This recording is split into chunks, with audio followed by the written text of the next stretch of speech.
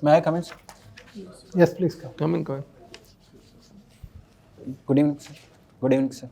Good evening, sir. Please have a seat. Thank you, sir. So, Dr. Charan, Yes, sir. what is your specialty? Sir, my medium is Hindi, so can I अच्छा speak in Hindi Hindi में, or? हाँ हिंदी में बताइए. I'm comfortable in both languages. If you Whatever is you have given here. Okay. Sir मैंने specialisation नहीं किया है, केवल MBBS किया है और 2007 में मेरा ग्रेजुएशन कंप्लीट हुआ था. कहाँ से आपने किया? मैंने रविंद्रनाथ टैगोर मेडिकल कॉलेज उदयपुर से. अपने बारे में कुछ और बताइए. सर मेरा नाम डॉक्टर प्रवीण सिंह चारण है. मैंने अपनी ग्रेजुएशन 2017 में कंप्लीट की है. उसके बाद मैंने कॉर्पोरेट सेक्टर में कार्य किया है. कॉर्पोरेट हॉस्पिटल में 3 साल जूनियर रेजिडेंट के पद पे कार्य किया. उसके बाद मैंने 6 महीने CGHS में मेडिकल ऑफिसर के पद पे कार्य किया है.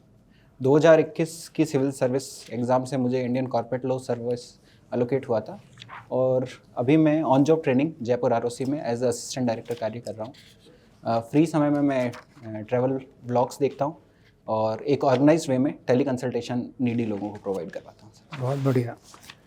बताइए आपने CGHS में काम किया. जी सर. तो CGHS की कमियां गिनाइए जरा. क्या कमी आपके हिसाब से, क्या रिफॉर्म्स हो सकते हैं उसमें?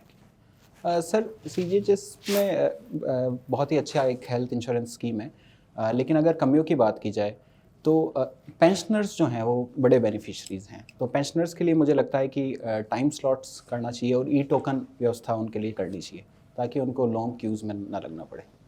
दूसरा सर, एक ही डिजीज़ के लिए मल्टीपल रेफरल्स लेने पड़ते हैं कि सबसे पहले वो OPD का रेफरल लेंगे, देन OPD के बाद इन्वेस्टिगेशन का लेंगे, थर्ड वो मेडिसिन का लेंगे. तो उसको एक ऑनलाइन प्लेटफॉर्म की तरह स्ट्रीमलाइन करना चाहिए कि अगर आपने OPD का एक रेफरल लिया है तो सेकंड इन्वेस्टिगेशन और मेडिसिन के आप ऑनलाइन अपलोड कर सकते हो और वहीं से एंड होंगे ताकि नंबर ऑफ़ विजिट्स जो हैं वो एक पेंशनर्स के लिए रिड्यूस किया जाए.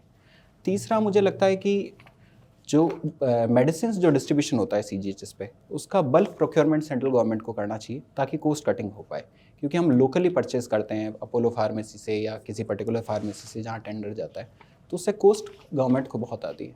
तो इट इज़ बेटर कि हम लोकल परचेज़ करें सेंट्रल गवर्नमेंट और उनको डिस्ट्रीब्यूट करें रेस्पेक्टिव डिस्पेंसरी से जिससे कॉस्ट कटिंग की जा सके. तो अभी गवर्नमेंट अगर कोई और प्लान बनाने की कोशिश करे, मान लीजिए किसी और तरह का इंश्योरेंस जैसा हो रहा है कॉस्ट कटिंग की वजह से, for example Ayushman Bharat scheme है, मैंने सुना है कि काफ़ी पैसा CGHS का बजट उसमें भी जाने लग गया. जी. तो ये ठीक है या गलत है? सर आयुष्मान भारत से जो एक्सपांशन है नीडी लोगों का जिनका इंश्योरेंस है उससे डेफिनेटली एक्सपांशन हुआ है क्योंकि हम देखते हैं नंबर ऑफ़ बेनिफिशरीज लगभग 50 करोड़ टारगेटेड हैं उसमें. तो डेफिनेटली बहुत ही अच्छी स्कीम है ये.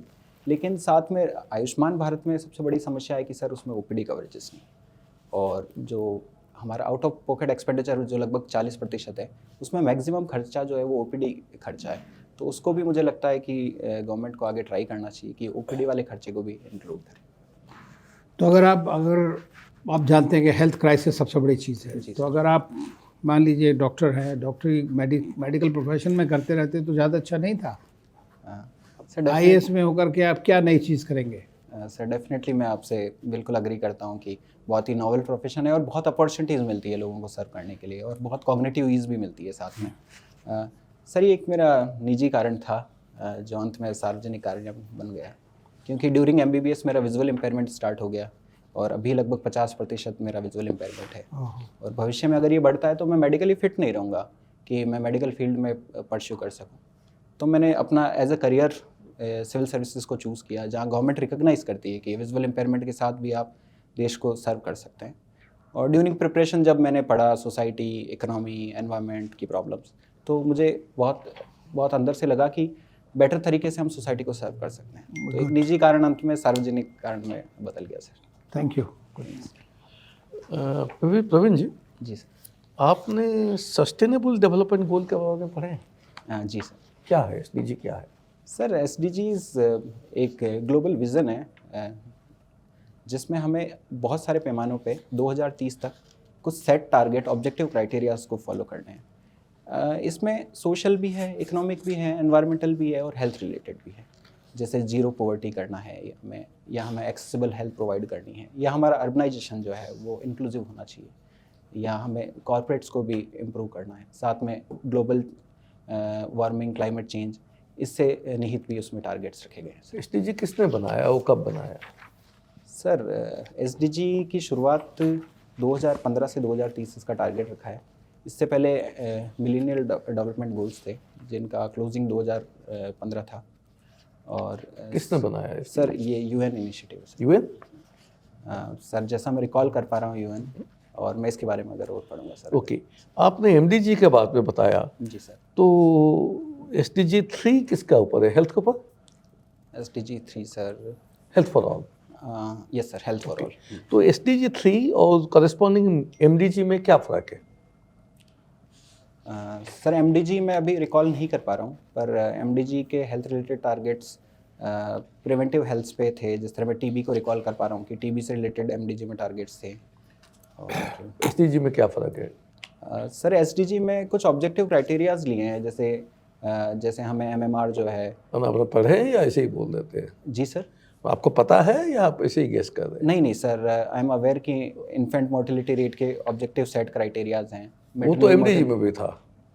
सर एज सच मैं अभी डिफरेंस उनमें नहीं बता पाऊंगा सर कि what are the exact differences. I will read about it. Okay, now ये बताइए कि आपने out of pocket expenses health sector में जी सर बताया, और ये माना जाता है कि इंडिया में आउट ऑफ पॉकेट एक्सपेंसेस बहुत होता है। जी सर। सो इस बारे में सरकार को क्या करना चाहिए? मान लीजिए आप एडमिनिस्ट्रेशन में हैं, आपको एक पॉलिसी ड्राफ्ट करने के लिए बोला जाता है, आप क्या करेंगे इसमें?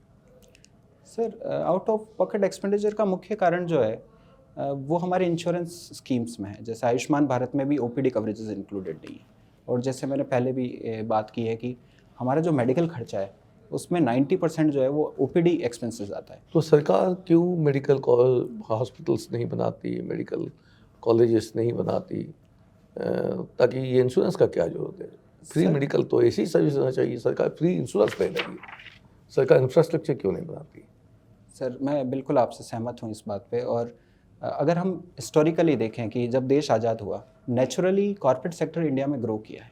80% हमारे जो हेल्थ प्रोवाइडर है वो प्राइवेट सेक्टर है, और आज की तारीख में अगर हमें एज ए यूनिट कार्य करना है प्राइवेट और पब्लिक सेक्टर को, तो इंश्योरेंस एक ब्रिज की तरह कार्य करेगा दोनों में।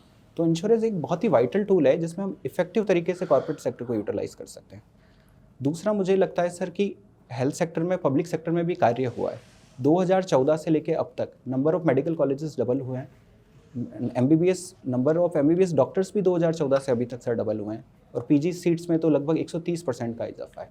तो हम इस क्षेत्र में लोग कार्य कहते कर हैं रहे हैं। पीजी सीट के लिए 1 करोड़ रुपया, 2 करोड़ रुपया खर्चा होता है। जी सर। तो ऐसे डॉक्टर को लेकर हम करेंगे क्या?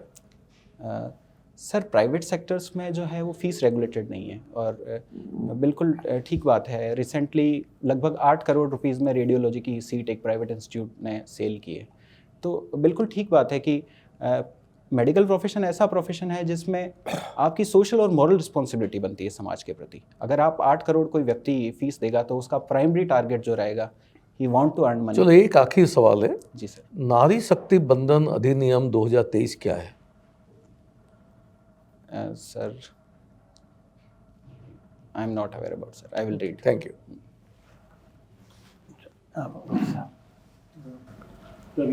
जी सर।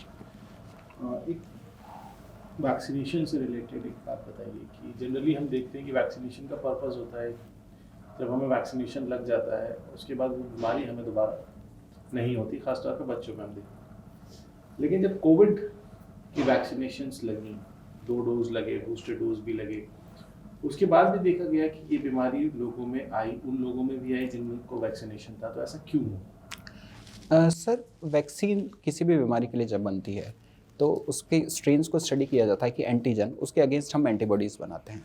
लेकिन कोविड वैक्सीन्स के जब वायरस के एंटीजन्स में हमने जेनेटिक शिफ्ट और जेनेटिक ड्रिफ्ट देखा था, तो वो पर्टिकुलर एंटीजन जो नए वेरिएंट्स में आ रहा था, तो पुरानी वैक्सीन्स कई सवार उसमें इफेक्टिव नहीं थी।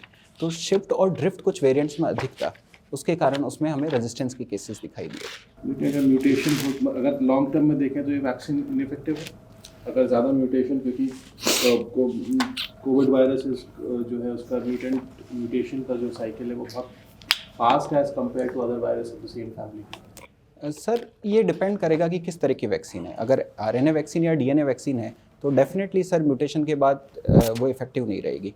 लेकिन जो प्लाज्मिड या प्रोटीन वेरिएंट वाली वैक्सीन्स हैं तो कहीं ना कहीं वो एंटीजन के अगेंस्ट में कार्य करेगी। हो सकता है कि उसकी एफिकेसी और एफिशिएंसी डिक्रीज हो जाए, लेकिन ये कहना कि म्यूटेशन के कारण बिल्कुल इनइफेक्टिव हो जाएगी वो कथन सर थोड़ा गलत होगा सर। आप कॉर्पोरेट लॉ में हैं, जी सर। थोड़ा सा शॉर्ट सेलिंग के बारे में बताएंगे क्या होता है? Sir short selling sir I am not aware, I will read.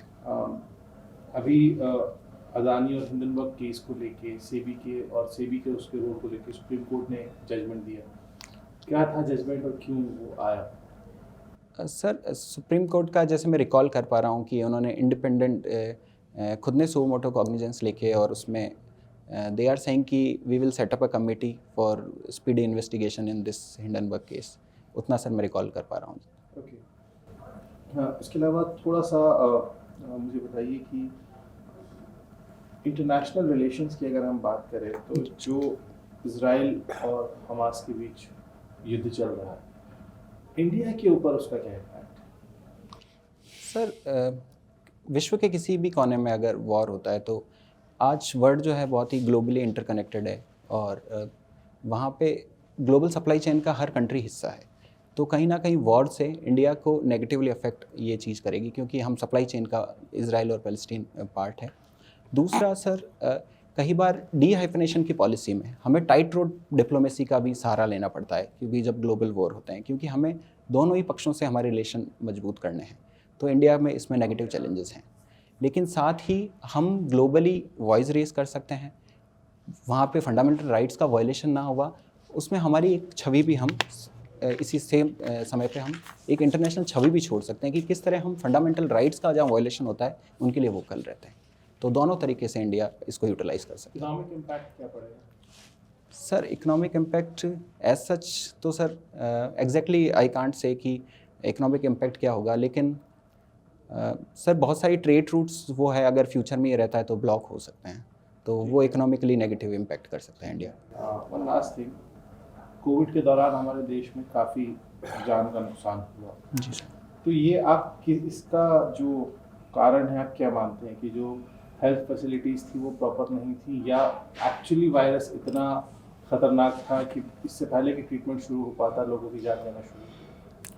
Sir इसमें दोनों ही कारण थे मॉर्टेलिटी के, क्योंकि एक तो शॉर्टेजेस जो थी, चाहे वो डॉक्टर्स की हो, ऑक्सीजन की हो, नर्सिंग स्टाफ की हो, या number of ICU beds ventilator की, उनकी शॉर्टेजेस इंडिया में थी, ये हमें मानना पड़ेगा।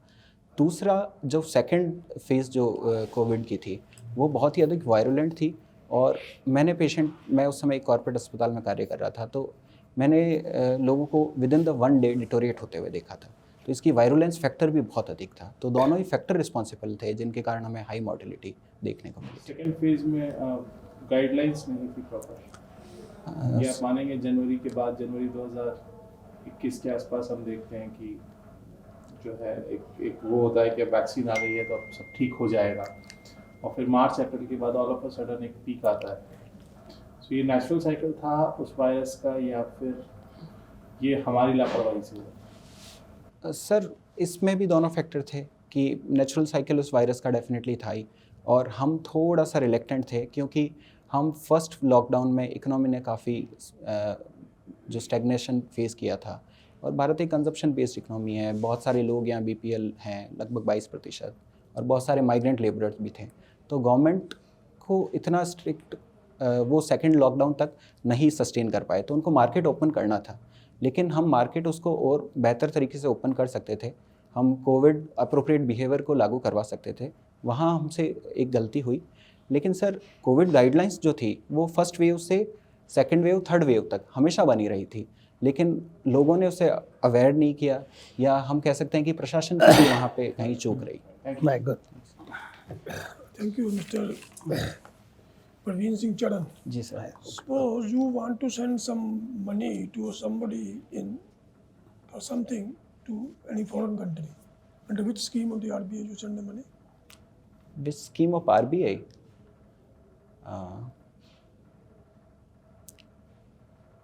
How much money you can send? Okay. No sir, I'm not aware. I will read about it. Okay, have you heard of FTA? FTA. Free trade agreements, yes, sir. So we have FTA with which countries we have FTA already? Sir, we have FTA country with many countries. If you allow me to guess, so I can guess. Name few, yes. Recently, I think with Australia, we are on the finalization state, and our neighbors, like Which neighbor? Pakistan. no sir, Nepal. Maybe. I'm just guessing. I'm not aware. We have FTAs with multiple countries, but I'm not aware Okay, about the suppose countries. China tomorrow says, please sign an agreement or FTA agreement with us. What will you do? Sir, if China wish to sign FTA with us, तो right now, तो if you ask my opinion, then I will be reluctant about it Why you because reluctant? our economy is not that much competitive, particularly in manufacturing sector. And China had taken an advantage in manufacturing sectors. They are invested strategically in manufacturing sector, like Button City. The whole world is dependent on the buttons from the China. So they will enter our market. They can destroy our MSME. And our MSME is already facing the dwarfism problem. So right now, तो I will try कि we build on our manufacturing, and then level playing field globally occur. Then we will try to negotiate for the FTA. Okay. Have you heard of the term China plus one?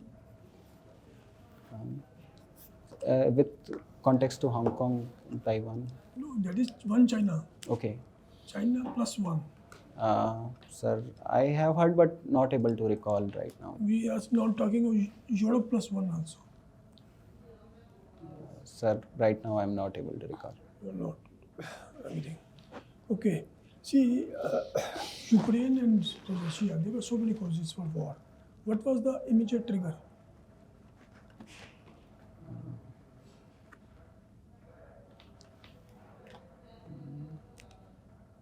They are conquering some strategic ports that time. That I can think the triggering factor. Very important factor which triggered the war. Right now sir मैं उस पर विचार नहीं कर पा रहा हूँ कि what was the immediate factor. अच्छा, आपने गिफ्ट सिटी के बारे में सुना होगा? जी सर. क्या होता है? सर गिफ्ट सिटी गवर्नमेंट का एक प्लान था अहमदाबाद में जो अभी भी है.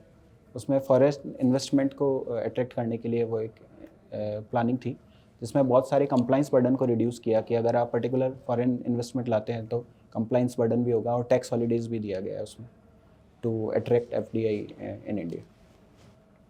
Direct FDI in India. Okay. आप ये मुझे बता दीजिए हमारा टैक्स टू GDP रेशो क्या है? Tax to GDP ratio sir exactly I am not able to recall. It is direct tax is around 6%. Tax to GDP ratio. Not sir I am not able to. Our total tax base क्या है? I have to read about it sir. You have to read about it. Now tell me one last question. जी sir. Dollar has been strengthening for last few years, even in spite of the problems of inflation and unemployment in the country. When the country is not doing well economically, how the currency is doing well? Sir, there can be multiple factors like कि interest rates in US is increasing. So people are withdrawing their money from other nations and they are investing back in US. That can be a reason कि dollar का demand is globally increasing. So right now I can think कि interest rate is a big factor. Again, other nations are not doing well in their respective field. So it can be the second reason due to global wars and disruptions. So these are the factors responsible for strengthening of dollar. Okay, thank you. Okay, Praveen, जी sir. you are from Rajasthan. Yes sir. So has there been a history? History में ये है कि political alliance कभी हुआ है राजस्थान में? Political alliance in the sense sir. Political alliance in the sense Recent. Party जो पावर में आते हैं Right. Is it a single party तो मल्टीपल पार्टी साथ में कभी Sir, okay, political alliance in the current thing. Sir, I am not aware about the historical perspective कि last 70 years में what happened whenever it is a political alliance. But there is no regional party as such which is in power. So mostly it is two front game only in Rajasthan. क्यों Mostly. ऐसा है? लेकिन when you see other states, दूसरे states में alliances बन जाते हैं. Yes sir. Rajasthan में नहीं होता है, गुजरात में नहीं होता है, क्यों ऐसा नहीं होता? सर वन फैक्टर इज़ कि there is no other regional party in Rajasthan as such. और रीजनल पार्टी ना होने के वो बहुत सारे कारण हैं कि राजस्थान की डाइवर्सिटी है, वो कल्चरली भी है, लिंग्विस्टिक भी है, कास्ट वाइज भी है. तो एज ए रीज़न कोई भी रीज़न ग्रो नहीं कर पाया कि वो रीजनल पार्टी का फॉर्म ले सके. तो that thing I think that is the factor behind it कि there is absence of regional party. Pre COVID और पोस्ट कोविड बहुत चेंजेस हुआ है हेल्थ इंफ्रास्ट्रक्चर. Yes sir. और present health infrastructure is it good enough for handling if there is a pandemic in the near future? Sir we are on the right track कि अगर pre covid if we talk about the GDP expenditure on health it is around 1.4 to 1.5%. Right now it is around 2.2%. It is a big jump. Second, we are increasing the health infra also. Like we are increasing the number of medical colleges as well as medical professionals. So we are on the right track, but we should be so cautious कि we can't rely on the infra or the government or the professional. We have to take the collective responsibility as a citizen also, because all the pandemics are communicable in nature. So we need COVID appropriate or pandemic appropriate behavior also in our daily life. So we need collective responsibility from the citizens also. You have heard of primary healthcare. Yes. ऐसे ही secondary healthcare है, Yes sir. tertiary healthcare. जी sir. Difference क्या है? Sir NRHM की guidelines है कि PSCs जो है वो 20,000 पॉपुलेशंस पे होगी और वहाँ पे एक मेडिकल ऑफिसर रहेगा और 4 से 6 नंबर बेड्स रहेंगे. उसके बाद कम्युनिटी हेल्थ सेंटर्स होते हैं जो 80,000 से लेके 1,20,000 पॉपुलेशंस पे होते हैं. वहाँ पे नंबर ऑफ डॉक्टर्स जो हैं वो 3 से 4 होंगे और जो नंबर ऑफ बेड्स हैं वो वहाँ पे 20 होंगे. और इससे ऊपर आते हैं डिस्ट्रिक्ट लेवल पे जहाँ पे स्पेशलिस्ट डॉक्टर्स भी अवेलेबल होंगे और वहाँ पे सर्जरी, एनेस्थीसिया, डर्मा इस तरह के विभाग भी होंगे. तो इनका क्राइटेरिया जो था वो पॉपुलेशन पे डिपेंड करता है, नंबर ऑफ डॉक्टर्स पे. और अगर हिली रीजन में है तो स्पेशली मैं ऐड करूँगा कि हिली रीजन में है तो पॉपुलेशन 5,000 ही रिक्वायर्ड है PSCs बनाने के लिए, प्राइमरी हेल्थ सेंटर्स बनाने के लिए. Tariff और non tariff barriers. Yes sir. अंतर क्या है? एग्जांपल्स दे दीजिए. टैरिफ का और non tariff. Only example is required. Sir अगर custom duties and all the tax imposed it is a tariff, and non-tariff is like phytosanitary measures on our food products by Europe, though that is a non-tariff barrier. और एक example. Non-tariff barrier का recently carbon tax, we can say it is carbon tax, so they are imposing in the tariff form, but if they are sending कि it is a not a green technology you are not using, then it can be a non-tariff barrier. Inclusive growth और sustainable growth अंतर क्या है? Sir inclusive growth वो growth है जिसमें जो growth है वो ट्रिकल डाउन करती है समाज के लास्ट व्यक्ति तक, उसे इंक्लूसिव कहते हैं. और सस्टेनेबल ग्रोथ है वो within the 2 generation that will sustain with sustainable environment कि we are not harming our resources. तो that is the biggest difference between both. Thank you. Well doctor, आपको कैसा लगा कि इंटरव्यू कैसा रहा आपका? Sir some areas I lack behind like. ठीक है. मुझे आपका पर्सनालिटी, आपका बोलने का ढंग, क्वाइट कंपोज बड़ा पसंद आया. Thank you sir. है ना?